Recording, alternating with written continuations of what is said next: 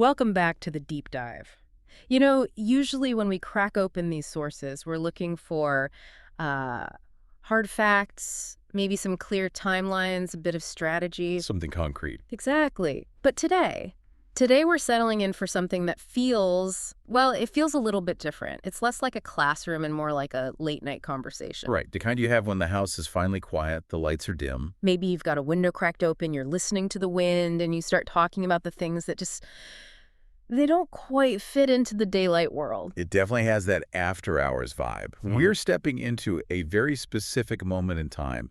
We're looking at November 29, 1965. A Monday night. A Monday night in Elmira, New York, to be precise. And the document we're exploring is known as Session 212 of the Early Sessions, Book 5 of the Seth Material. Okay, so we have the when and the where. We do. And before we get into the high strangeness of it all, we just need to make sure everyone's on the same page with the housekeeping. Right, the disclaimer. This podcast is distributed free of charge on all major platforms, and it's for educational purposes. We are here to explore the document, see what's inside, and see what we can learn from it. Yeah, we aren't here to sell you a belief system. We're here to unpack a really fascinating piece of history. And what's inside this particular session is such a strange, kind of delightful blend of the domestic and the paranormal. It really is. You've got Jane Roberts, who the entity Seth calls Ruburt, and her husband, Robert Butts, or Joseph. And they're trying to do something that sounds, well, it sounds almost contradictory. They're trying to apply hard scientific rigor to what is essentially a mystical experience. It's the collision of hard data and high strangeness. And what I love about this session is the mission, if you want to call it that. Jane and Rob aren't just sitting around waiting for spirits to, drop wisdom on them. No, they're proactive. They're actively trying to figure out if they can measure a trance, like physically measure it. Yeah. They want to know if channeling an entity like Seth actually changes the biology of the person doing it. Which is a totally valid question, right? If your consciousness changes, if you shift from your normal waking state into something else, something other, does the vessel change too? Does the machine shift gears? Does the biological machine operating that consciousness shift gears? And you really have to give them credit for the attempt. I mean, in 1965, there weren't exactly university grants for ghost hunting biology. They were completely on their own. But here's the best part. Seth, the entity they're contacting, responds with this incredible enthusiasm. He doesn't just say, oh, sure. He starts suggesting experiments that are, frankly, they're bizarre, they're hilarious, and then by the end of the session, they get genuinely chilling. Oh, absolutely. We've got psychic weather reports. Monk doctors. And a remote viewing segment that involves a windowless room and a shadow woman that, well, it gave me goosebumps just reading it. It creates a very specific atmosphere. It's part detective story, part mad science experiment, and, part ghost story. So let's start at the beginning. The session opens not with the trance itself, but with a conversation happening before the trance. So just imagine this. It's 1965. Jane and Rob are sitting around, maybe having a coffee, and they're debating how to check Jane's vitals without, making a scene. They want the data. They want to measure blood pressure, weight, and pulse. Oh. They're treating the trance state almost like an athletic performance or a medical condition. They want to know the physiological cost. But they have this really practical problem. They can't just walk into a regular hospital in upstate New York and say, hey, my wife is about to channel a multidimensional personality named Seth. Can you check her blood pressure for us? No, that would raise some eyebrows. That gets you a referral to a psychiatric ward, not a research lab. Exactly. Yeah. So they need someone discreet. And this is where we get this fantastic character detail that it makes the story come alive for me. They start discussing a friend of theirs. A man named Father Martin. Right. Father Martin is a monk at a nearby monastery. But the key detail here, the reason he's even on their list, is that he's an ex-doctor. Which is just the perfect resume for a paranormal researcher, isn't it? It is. A man of science and a man of faith. Someone who understands the arteries and the soul.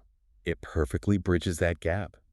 And the source material gives us this little glimpse into Father Martin's life that explains why they're hesitant to even ask him. It notes that he gets up at 4 a.m. every morning. 4 a.m. to work on the monastery farm. I love that image. It just grounds the whole thing. Here they are talking about higher consciousness, telepathy, the nature of the universe. All this really out there stuff. And the guy they need is probably busy milking cows or harvesting corn before dawn. It shows the dedication that would be required if he were to actually help them. I mean, he's already worked a full day before most people even wake up. And Seth, When he comes through, he picks up on this immediately. He enters the session, and usually Seth starts with a greeting or, a continuation of some philosophical point. Yeah. But here, the very first thing he talks about is this medical testing idea. He's all for it. You'd think an ethereal entity might be like, oh, silly humans measuring your little meat suits. This is beneath me. But Seth is like, no, this is excellent. He specifically endorses Father Martin. Yeah. He calls him discreet and dependable. He even says Father Martin is no one's fool, which that's high praise coming from Seth. Seth seems to really appreciate competence, whether it's in a psychic or a monk. But then he takes this idea of measuring and he spins it into this hilarious analogy. He suggests Rob should go out and buy a set of scales, not just for, general health, but specifically for the sessions. He says, and he's referring to Jane, he shall weigh in as fighters do. Weigh in as fighters do. It cracked me up. Think about the cultural context of 1965. Boxing is huge. Allie or Clay at the time listed. Right. The weigh-in is this huge moment of tension, of pageantry. And Seth is comparing a medium preparing for a trance to a heavyweight boxer stepping onto the scales before a title fight. It's a witty observation, but I think it actually goes deeper than just a joke. Yeah. It implies that the trance state is a physical event. It's an exertion. It's an arena. It's an arena. You don't just drift off. You enter the ring. That's a great point. It frames the whole psychic act as something active, something that requires real stamina. But then, and here's where it gets really, really interesting, and this is where I want to just pause and look at the implications. Seth pivots from the medical to the experimental. He does. He suggests Rob use the scales for himself. He says experiment to see whether or not you weigh less when you suggest that you will become lighter and lighter. Okay, so that's a direct reference to self-hypnosis and the whole idea of mind over matter. Yeah. But, think about the physics of what he's suggesting. Oh, yeah. Weight is a function of mass and gravity. For that scale to read a lower number, something pretty fundamental has to change. It's a wild concept to just throw out there so casually. Hey, buy a scale, weigh Jane, and then see if you can think yourself light. It really touches on the core of the Seth material, which is that consciousness creates reality. Seth is suggesting that gravity, or at least our mass as it interacts with gravity, might be mutable through suggestion. So if you can deeply, truly convince your physiological structure that it is lighter, does the physical reality actually follow suit? It sounds like the ultimate diet plan. Forget Ozempic, just use self-hypnosis. Well, I wouldn't cancel the gym membership just yet. But the principle is fascinating. If the body is held together by an idea, by a blueprint in consciousness, then changing that blueprint should theoretically change the structure. Even if it's just by a fraction of an ounce, Seth seems to think it's worth a test. And then there's the thermometer. Right, the thermometer. Yeah. Seth suggests taking Jane's temperature before, during, and after the sessions. And this is more than just curiosity. Seth has a very specific theory here. He believes that changes in consciousness, shifting from a waking state to a trance state, might physically manifest as temperature changes. Why would that be, though? Is it about energy usage? Like a computer heating up when it runs a complex program? That's the implication. If the brain or the psychic organism is processing information from a different dimension or a different layer of reality, that energy transfer has to go somewhere. And in thermodynamics, energy transfer often results in heat. Or, I guess, the loss of heat. Exactly. So a drop in temperature might indicate a certain type of focus, and a rise might indicate another. Seth is hinting that we aren't just mental beings. Our mental states have actual thermal signatures. So if you can map the temperature, you might be able to map the depth of the trance. That's the idea. This brings us to the second segment of our deep dive, which is honestly one of the most surprising parts of this session for me. We move from the body to the environment. We're talking about what I'm calling the psychic weather report. This is a fascinating connection. Seth starts talking about the data available to them. And we have to remember the era. It's 1965, no internet, no smartphones. You can't just ask Siri what the barometric pressure is. But Elmira in New York apparently had high-tech cable TV. They did. The source actually mentions a cable TV system that had a dedicated channel just showing a 24-hour weather dial. It would cycle through temperature, humidity, barometric pressure, wind velocity. It's so retro-futuristic. I can just picture that analog dial spinning on a black and white screen, maybe with some, elevator music in the background. And Seth tells them to start logging this data. Why? He says, quote, "You are functioning within an environment." And this is the key insight.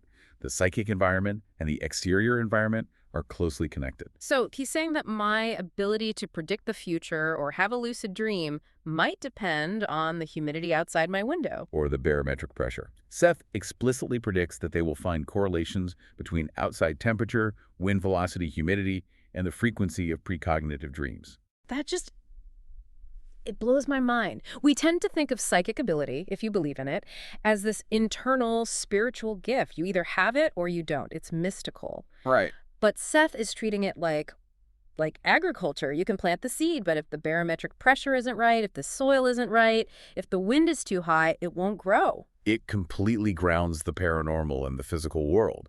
It suggests that we're porous beings. We are not isolated from the atmosphere. Well, yeah, if the air pressure drops, your sinuses feel it, your joints might ache. So why wouldn't your psychic sensitivity feel it? Think about how animals react to storms. They know it's coming before we do. Maybe that's not just smell or hearing. Maybe it's this atmospheric connection. That makes a lot of sense. And Seth takes it even a step further. He mentions that different layers of the subconscious operate at different temperature ranges. Wait, okay, let's unpack that. Layers of the subconscious, what does he mean? He's suggesting the subconscious isn't one big soup. It has strata, layers, like the ocean. And accessing layer A, let's say personal memory, might require a different physiological state than accessing layer B, which could be telepathy or precognition. And Seth links these states to temperature. He does. So to go deep, to get to the bottom of the ocean where the precognitive stuff lives, you might need to be colder. Is that what he says? He specifically mentions falling temperatures in relation to certain subconscious activities, and it aligns with what we know about sleep. Our body temperature naturally drops when we enter deep REM sleep. And that's often when people report vivid or even prophetic dreams. Precisely. But then he brings up the problem with testing this. It's the classic scientific catch-22. The observer effect. Exactly. Seth notes that the excitement of the test itself raises body temperature. If you're constantly sticking a thermometer in your mouth to see if you're in a deep trance, the act of checking pulls you out of the trance. It's like asking yourself, am I relaxed yet? Am I relaxed yet? Right. The anxiety of the experiment it obscures the result. It raises your metabolism. It warms you up. You know, it's a very sophisticated observation for a spirit to make.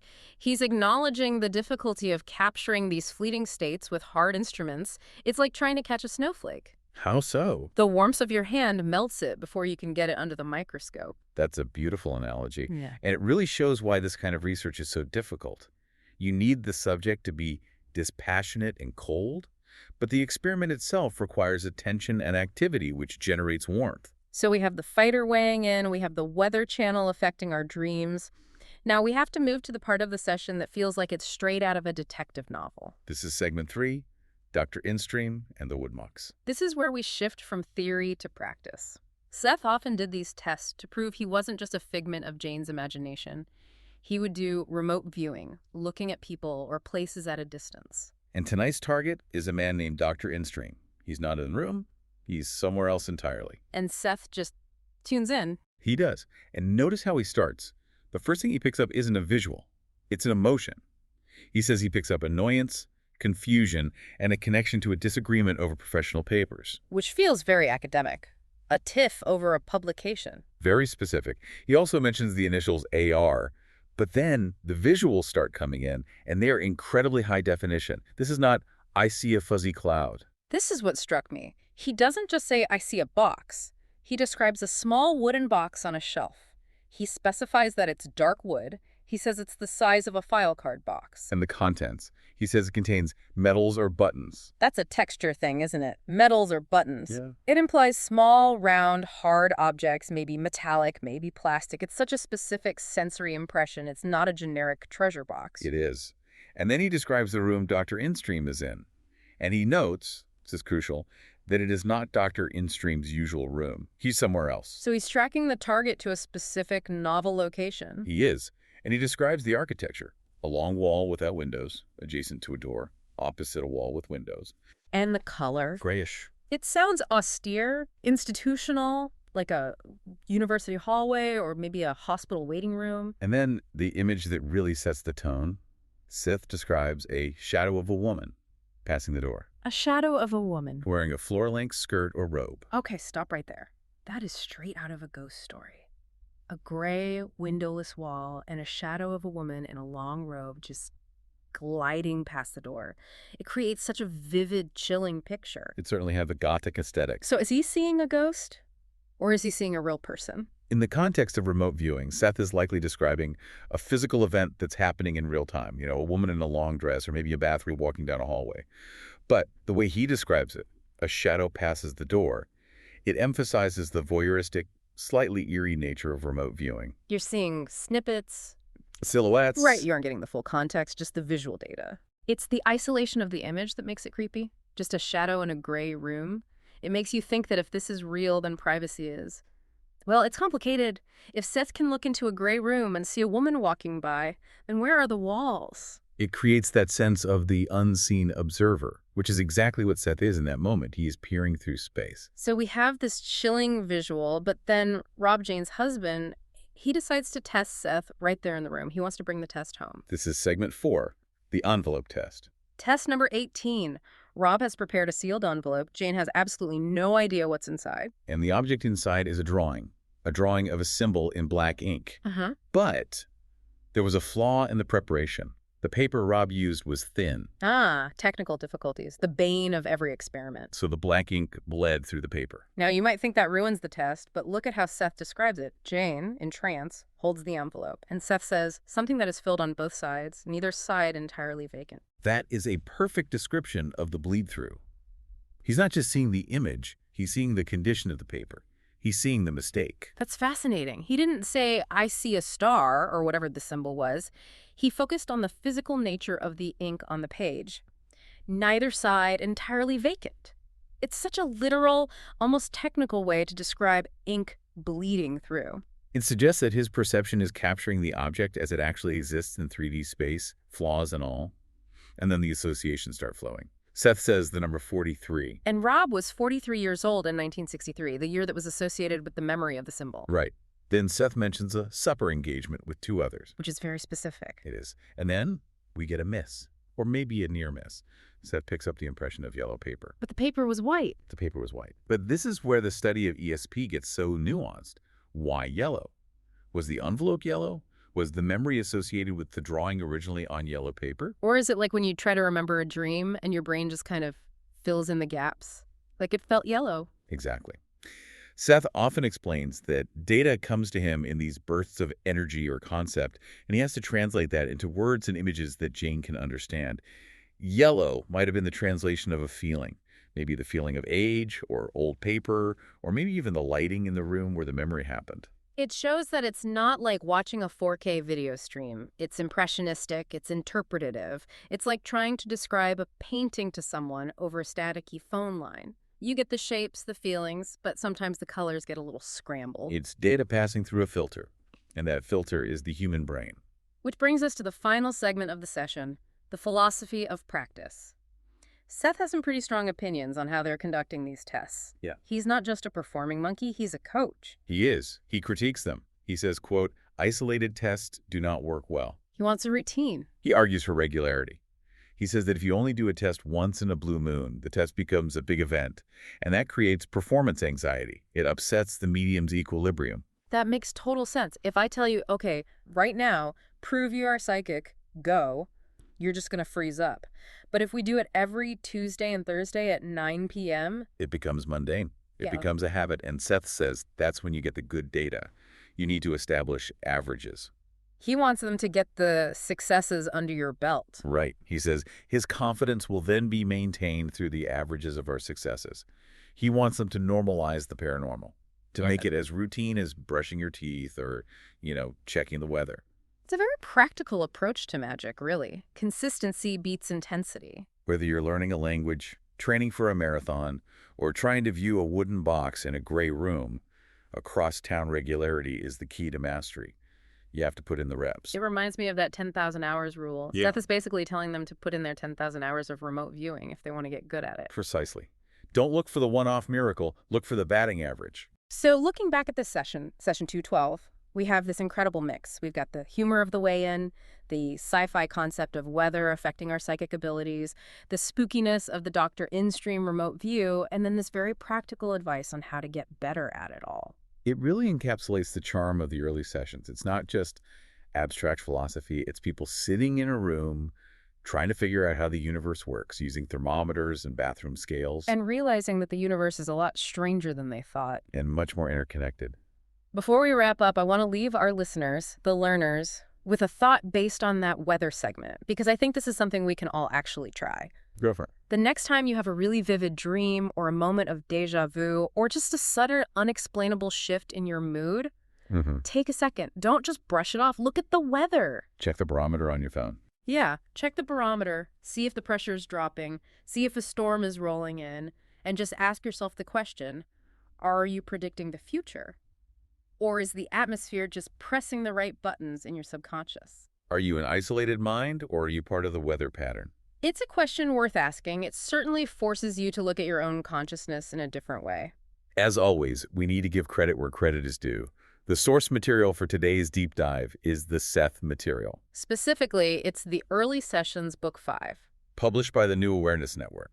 And if you want to dive deeper, and believe me, there is so much more in these books than we can ever cover here, there are literally hundreds of sessions. You need to check them out. Go to sethcenter.com. That's sethcenter.com/the early sessions.